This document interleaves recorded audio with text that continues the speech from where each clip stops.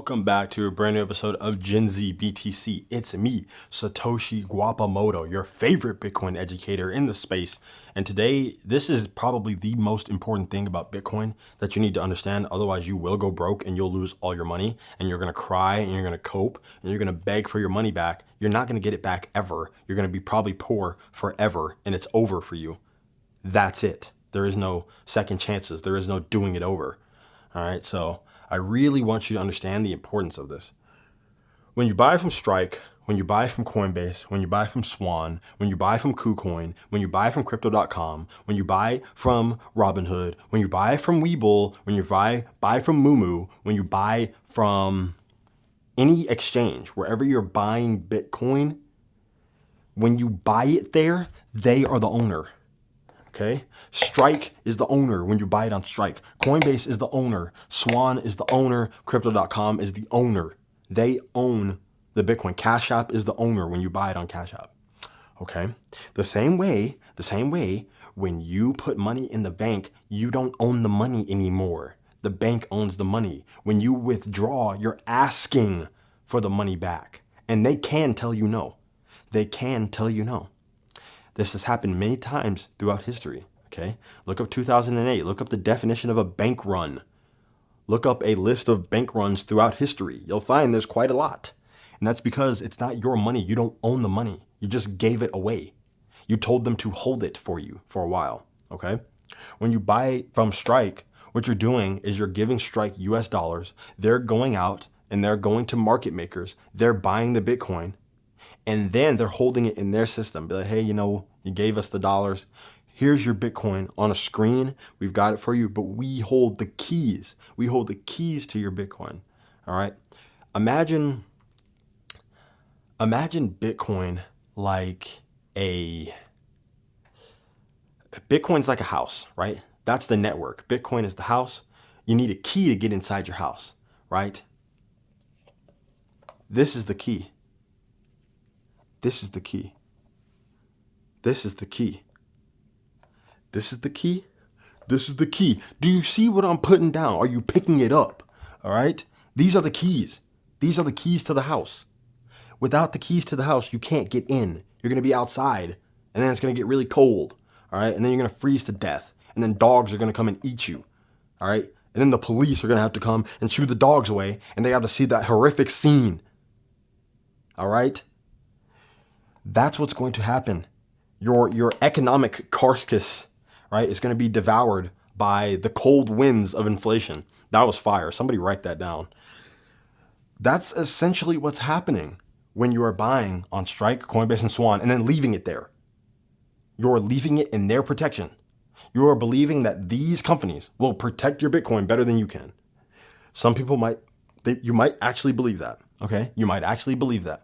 And maybe if you're really a dum-dum, then maybe this is the best idea, right? You should just leave it on Coinbase until they inevitably lose all the coins or get hacked, right? That might be the best idea for some people, not most. I believe in most of you, okay? This is really easy. This is not hard. And inside this box, I have my, really shouldn't be saying this, but let's be real. None of y'all are going to come rob me. You don't have the heart. Inside of here is my 12 words that protect my Bitcoin, right? I don't actually need this. The Bitcoin's not on this. There's nothing necessarily on here. It's just a small little battery pack and a really horrible screen and a little dial on the top. I'm going to turn it on. But this isn't holding the Bitcoin. This is generating the keys so that I can access the Bitcoin network. And that piece of the Bitcoin network is the Bitcoin that I own. All right. Got a couple little options here. I don't know how well you can see this, but this is my little key, right? This holds the keys to my Bitcoin house, my big Bitcoin mansion, right? It's very important that you get some keys. This is called cold storage. When you keep it on an app, that's called hot storage or a hot wallet. You only want to, this is my opinion, you only want to keep the Bitcoin that you have in a hot wallet the same amount that you would walk around with in your pocket, right? So if you wouldn't walk around with $5,000 in your pocket, then I'm not sure if you'd want to have that much on an exchange. That's just how I feel. All right. I do keep small amounts in these places because another part of Bitcoin is diversifying your points of failure, right? You don't want to have one point of failure. Let's say that you have all your money on your wallet, right? And you forget or you never take the time to memorize your 12 keys. And for whatever reason, there's a flood in your house, something happens, whether it's a robbery, whether it's natural disaster, and your keys are gone forever because you didn't memorize them. Maybe you have a 24 word seed. 24 words is a lot harder to remember than 12 words, right? Let's say you have your 12 words, your 24 words, they're in your brain, and you get into some sort of accident, right? Car accident. Someone hits you upside the head. You go to a UFC fight and you get hit in the temple a little bit too hard, right? Whatever the reason, you forget a piece of your 24 words. If you forget one word, you can basically never get your Bitcoin back, right? Like it's just not going to happen, uh, which sucks because all 24 words have to be the exact word in the exact order. So if you forget one of the words and you don't remember where it is in the order, you're never going to get your Bitcoin back.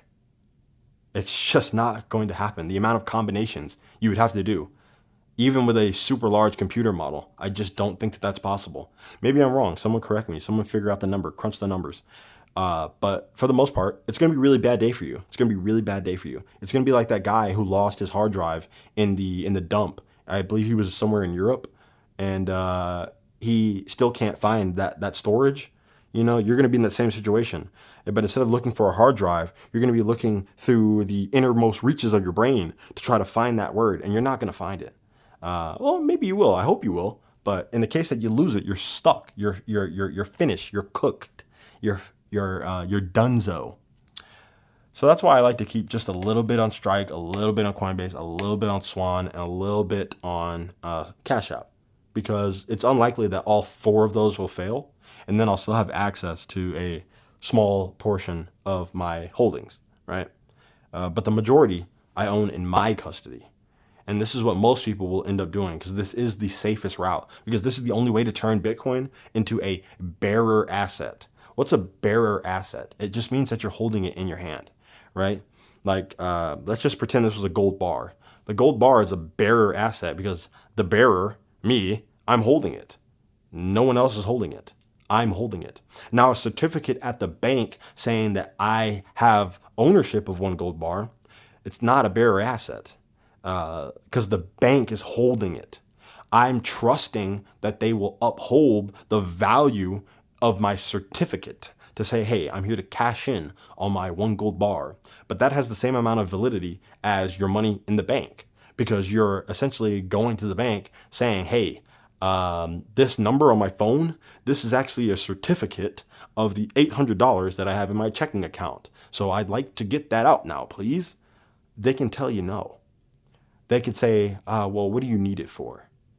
Right? That's a new thing that they're doing. They're trying to ask people, if you're withdrawing certain amounts of money, go to the bank, try to withdraw like 5,000, right?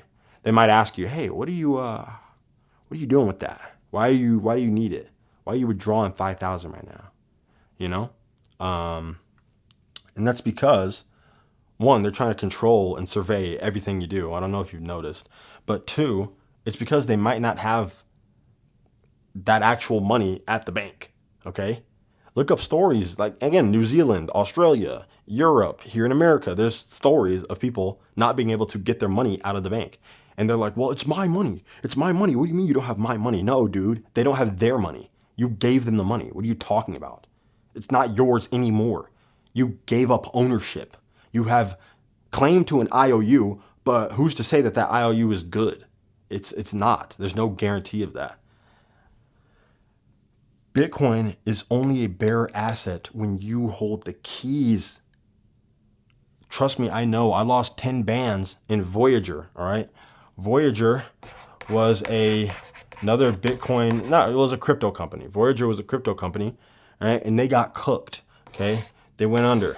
All the people who were investing in Celsius, they all got cooked. All the people who were investing in FTX, they all got cooked, all right? And they got some of their money back. Some of them got some of their money back. Some people got all their money back. I didn't get all my money back. And that's because I didn't understand this concept during this time. I didn't actually have the Bitcoin. I had a claim to the Bitcoin. This is another one of the great innovations of Bitcoin. It is the only digital thing. It is the only digital thing that you can own. That is extremely impressive. That is an impressive invention. This is the only digital thing in the entire universe that you can own. Now you might say, well, I have a picture of my cat and it's on my phone, so I own it. No, dude. No. No. That photo is probably uploaded to the cloud, right? And if it's on Google Photos, Google also has ownership of that photo. Let's be real with ourselves. Okay, let's be really real with ourselves. If you were to take a screenshot or share it with someone, they now also have ownership. So two people now have ownership of the thing, right? Now you've essentially doubled the supply of that thing. You can't do that with Bitcoin. You can't do that with bearer assets. If I have a bar of gold and then I give it to you, we don't both have a bar of gold. I gave it to you, okay? I just transferred the ownership. All right? When it comes to Bitcoin, it's the only digital thing that you can transfer the ownership of. If I send you a Bitcoin, we don't both have one. It's not like a photo or a video where you share it and it just gets multiplied over and over. If I have my keys to my Bitcoin and I give them to you, now you have them. I don't. It's over. My keys are now lost. You now have access to the value, okay? It's not like anything else that's ever been made. This is called digital scarcity. Digital scarcity. There can only be 21 million Bitcoin, right? There can be an infinite numbers of keys generated, right? But only a certain subset of those keys will have any value in them because only some of them will unlock a door to the Bitcoin network that actually has money behind it. You know, and this is a big concept. You're going to have to watch more videos to really understand what I'm saying because not every key is going to unlock any pieces of Bitcoin. You can randomly generate keys all day long. In fact, there are computers doing this right now. They're generating keys, trying to find a key that has Bitcoin in it. My keys, my specific keys, have Bitcoin in them because I sent money to them. I sent Bitcoin to them. That's another thing. Just look up some videos how to send money to a cold wallet. I'm probably not going to do that kind of stuff on this channel. It's not hard. You're just going to click send, click send, click send. It's going to ask you where you're sending it to on your cold storage, on your little, not just this, but there's other things like a passport. Look up Bitcoin passport, look up Bitcoin Trezor, look up any sort of wallet, right? It's just going to ask you on your little device, like, okay, where am I sending it to? It's going to give you a string of numbers and letters. And you're just going to basically copy paste that. And then it's just going to send it to your cold storage. And now you have it. They don't have it anymore. Now you have it. Ownership has transferred from them to you. You already paid for it. Now you're taking ownership. That's it. Okay, when you go to McDonald's and you're at the window and you're telling them what you want, you go to window number one. Okay, you go to window number one, you pay for it first. They don't give you the food first, unless they're stupid. You give them the money first. You give them the money. So you pay for it first, right? I paid for it first. Now I'm going to window number two, okay? This is window number two. And I'm like, okay, I'll take my food now, please. You got your hand out. You're ready to receive your slop, right? You get it. You look in there. You're like, little bro, where are the fries at? You didn't put the fries in my bag, little bro. I already paid for the fries. Where's my stuff? You know? So you got to make sure that you get claim to all the stuff that you paid for, and then they transfer it to you. You now have ownership. McDonald's doesn't have a number two with a Coke once they hand it to you. Okay? You paid for it. They had it. Then they gave it to you. That's basically what this is. We're transferring ownership, and it's extremely important that you do so. Otherwise, these guys could run off with your coins. They could get hacked. Anything could happen, right? Anything can happen. So it's a lot better if you put the ownership on yourself. You have to have a little bit of self-ownership, right? A little bit of self-responsibility, okay? Because if you lose the keys once they're in your ownership, that's on you. But if you trust the company to not go under, to not play with your Bitcoin, to not loan it out, to not get over leveraged, to not get compromised, to not get subpoenaed by the US government, to not have an employee click on a link in an email that then leads to a cyber attack that hacks the network. If you believe that none of that stuff is going to happen, then best of luck to you. Maybe you can just keep it there. But for everyone who wants to be a sovereign individual and have access to their money at any time that they need, all right, you know Coinbase crashes a lot, right? Wait till the bull run starts. Try to get on there and buy or sell when prices are going crazy and everybody's panicking and blowing their servers up. Bitcoin has never been down. The Bitcoin network has never been down. Just saying. So, it's about your risk tolerance, what you want to do. If this is what you want to do, then that's great. But I'm trying to show you that there's something a little bit better, something truly amazing.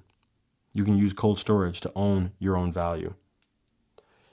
For the first time in history, you can own something that can't be debased by a government, and there's no middleman in between any transactions that you want to do. You are truly a sovereign individual if you use cold storage as your method of holding wealth into the future. So I hope you gained some value from this. This has been Satoshi Guapamoto with Gen Z BTC. Let me know what videos you guys want to see next.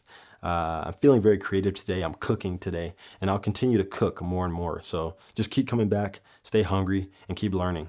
I'll see you guys in the next video.